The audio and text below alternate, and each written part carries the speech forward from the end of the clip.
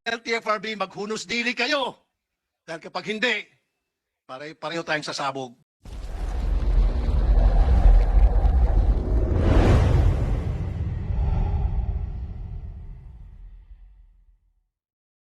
I would like to commend you on your passionate and in pursuing this resolution for our hardworking jeepney drivers. Mr. President, ang bottom line dito sa nakikita ko ay salapi. May mga gustong kumita. Unang-una na dyan, they're now salivating. Tumutulo ng laway nito mga taga-LTFRB na atat ng kumita ng mga pilak. God knows who does not pay. Alam niyo po yung sa jeepney? Nakalagay, God knows who does not pay. Maraming mga hudas. Yes, na gustong yumaman. Gustong tumiba-tiba. At the expense of the mga pobreng jeepney drivers. Just imagine, 2.4 million po ang halaga ng isang yung modernized jeep na sinasabi nila. At 300,000 naman po ang mabibigyan na subsidy. So 2.1 million po ang kailangang pagbabayaran ng mga jeepney drivers. Alam naman po ng mga taga-LTFRB kung magkano lang po kinikita ng isang jeepney driver sa maghapon. Ang marami sa kanila hindi pa nga po makabuo ng boundary. Ang ilan sa kanila kahit isang tuka dahil nga po mahina ang kita. Pagkatapos kakargahan ng 2.1 million pesos na poproblemahin babayaran, ang kakapal ng mga mukha nito mga nagtutulolaway ng mga taga-LTFRB. At tama kayo, Mr. President, I agree with you. Yung mga taga-LGU, kanya-kanyang diskarte. Ayaw magbigay ng rota dahil gusto nila saraginin yung rota, kailan dumaan sa kanila. I have so many experiences, hindi naman po lahat. Ito mga taga-LGU, gustong kumita. Hinuhuli po yung mga jeepney drivers. Hinuhuli po yung mga tricycle sapagkat gusto nilang magkaroon ng sarili nilang unit. Gusto nila maging mga operators. Marami din sa mga taga-LGU, again, hindi naman po lahat na mga loko-loko, unfortunately. Sa halip na kaawa ng kanilang mga constituent, mga taong bumoto sa kanila, yung pang kanilang mga ginigipit. FYI, mga taga-LTFRB, ang jeepney po ay parte na ng ating kultura. As a matter of fact, ang mga taga-ibang bansa, pinupuri po ang ating mga jeepney. At ginagamit po ito bilang tourist attraction sa kanilang lugar. Ipinagmamalaki ang jeepney natin. Pagkatapos tayo, ipipace out natin ang ganun-ganun na lamang. Ang kakapal na mukha nito mga taga-LTFRB. Ang kakapal na mga mukha nitong ilan mga taga-LGU. Hindi nag-iisip. Ang tanging iniisip lamang po nila, Mr. President, ang kanilang bulsa. And adding insult to injury, saan galing? Saan manggagaling itong mga jeepney? Galing ng China.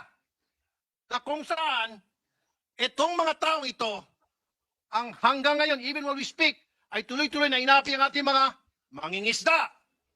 Pagkatapos sa nating mga ngisda, tutulungan natin sila na para kumita, pagkakitaan, ang mga jeepney drivers.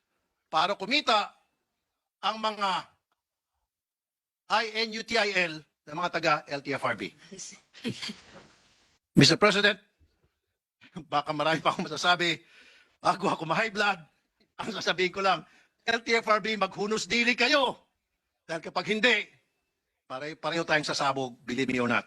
Maraming salamat, Mr. President. Hinihingi ko ang suporta ng buong Senado para prenohan ang tinakdang phase-out ng mga hari ng kalsada sa darating na ika-30 ng Hunyo 2023. The planned phase-out is yet another sordid chapter in the PUV modernization program. I can say this with certainty as I chaired the committee hearings which have generated enough transcripts to fill a jeepney. But to make the long story short, the PUV modernization program seeks to compel existing jeepney operators to consolidate and form fleets of 15 modern jeepneys, which will file routes established by local government units. Each modern jeepney costs 2.8 million pesos, which will be loaned and paid out of pocket. To speed up the policy, the LTFRB unilaterally converted all existing jeepney franchises into one-year provisional authorities. It is in the most recent Memorandum Circular 2023-3 13, the LTFRB imposed the deadliest deadline.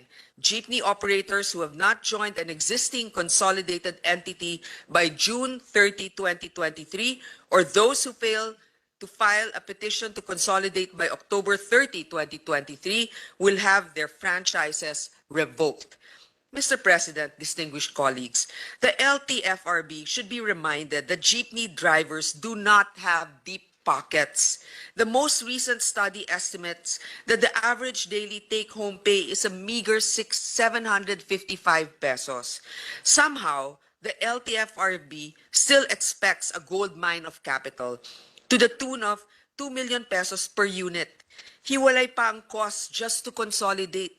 A news article estimates that jeepney operators must put up 300,000 pesos in paid-up capital just to register as a transport cooperative. And here's the kick. The equity subsidy provided by the government is a measly 160,000 pesos, not a million, 180,000. Wala pa ito sa 7% ng bagong unit. Ginoong Pangulo, 4 na beses na nag-extend ang LTFRB ang kanilang deadline. Pero kahit kailan ay hindi naman nasagot ang mga reklamo sa programa tungkol sa subsidiya para sa equity ng mga bagong unit. To quote a recent study on the PUV modernization program, it has been too focused on vehicle replacement. Sequencing in the implementation of the PUVMP is very critical. It could have started with regulatory reform, local route, formulation and submission, and route rationalization first before embarking on fleet modernization. This would have given stakeholders better appreciation of the program, an additional grace period, and more time for the operators, drivers to prepare.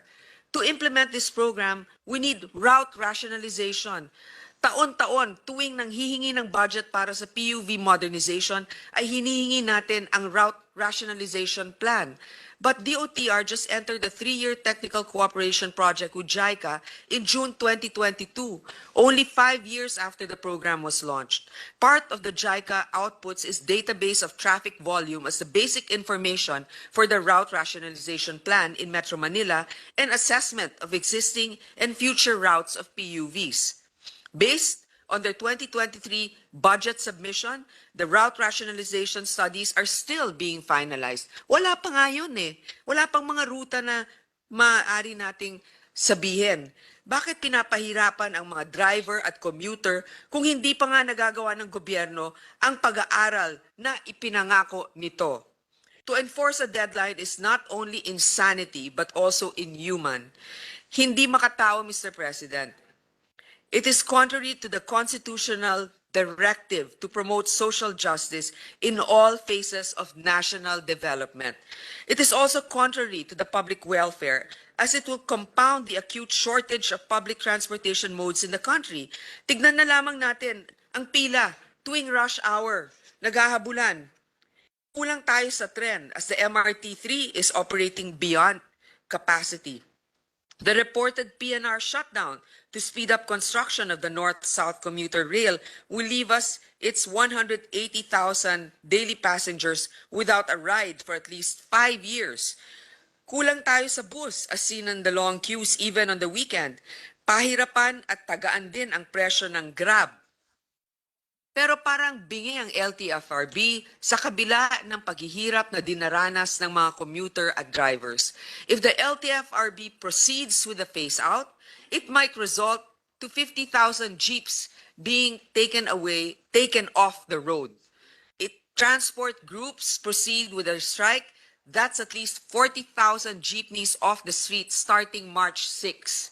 And speaking of social justice, we have a pending bill which seeks to provide a just and humane transition to the PUV modernization program. We are not against modernization.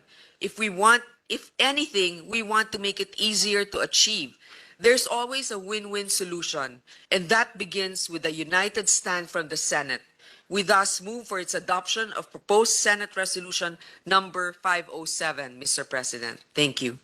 Pag itong mga binibiling mga modernized jeep na to nasira, wala namang mga dealers na yan dito eh. So yung mga parts, pahirapan ng pagkuha. Naalala rin yung mga Mahindra noon. Of course. 'Di ba? Naging problema din 'yan, 'di ba? Bakit tayo nagse-settle sa ganun? So, yun nga, parang merong gustong kumita kaya sa hearing, gusto ko rin matanong, sino ba ang nagbibigay ng accreditation sa mga kooperatiba? At paano nila kasi bago ka sumali sa kooperatiba, sasabihin sa iyo, oh, pero i-modernize mo yung jeep mo. Dito mo lang bibilin. So may mga, 'di ba? Meron ng mga connection sila. So yun lamang po. I just would like to encourage the chairman of public services na sana during her investigation into this issue, establish natin yung sinasabi ni Senator Majority Leader na may mapya na sa likuran nito. Kasi kawawa naman yung mga maliliit na driver natin na mahirap na nga, mamapyahin pa ng sarili niyang gobyerno. Eh kung totoo itong may mapya, dapat malaman natin ito, tulungan natin itong imbestigahan para malaman. Kasi there seems to be a scheme of everything. Pamembro ka muna ng kooperatiba, din pagkatapos sa membro, hindi ka magiging membro kapag hindi ka mag-procure yung jeep na modernized jeep. So sana ma-establish natin ito kung sino itong mga mafia na ito. And Mr. President, I stand before you today to join this August chamber in calling the Land Transportation Franchising and Regulatory Board to defer the scheduled phase out of all traditional jeepneys by June 30, 2023. The Public Utility Vehicle Modernization Program of the Department of Transportation and the LTFRB has the most notable intention, and that is to provide a safe, convenient, contemporary, and state-of-the-art public transportation system. We in the government are doing our best to provide the riding public a hassle-free public transportation experience. However, we should be realistic in fulfilling this dream and acknowledge the difficulties that lie ahead. Ginoong Pangulo, kaisa po ninyo ako sa paghangad ng modernong pamamaraan at palakad ng pampublikong transportasyon. Ngunit, kailangan natin isalang-alang ang limitasyon at hirap na hinaharap ng mga driver na mga tradisyonal na jeepneys na namamayagpag sa ating mga daan sa maraming dekada na nakalipas. Traditional jeepneys, otherwise known as the king of the roads, have been the significant symbol of our busy streets in Manila.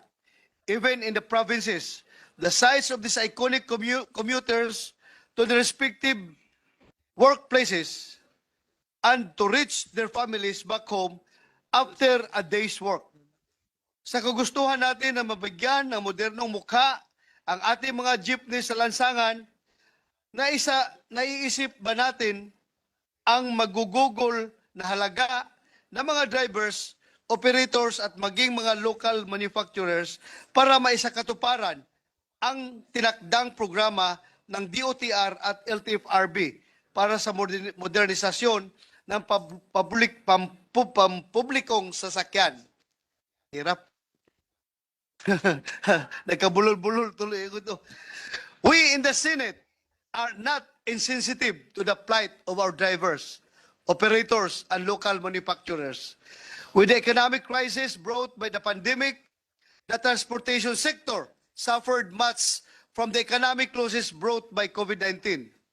With this in mind, utmost consideration, therefore, should be the burden that we pass on to our partners in the public transportation sector. Hence, I add my voice in appealing to the LTFRB to give more time to carry out the phase-out of our traditional jeepneys. Today, more than ever, our compassionate hearts should speak louder than the call of modernization. Thank you, Mr. President.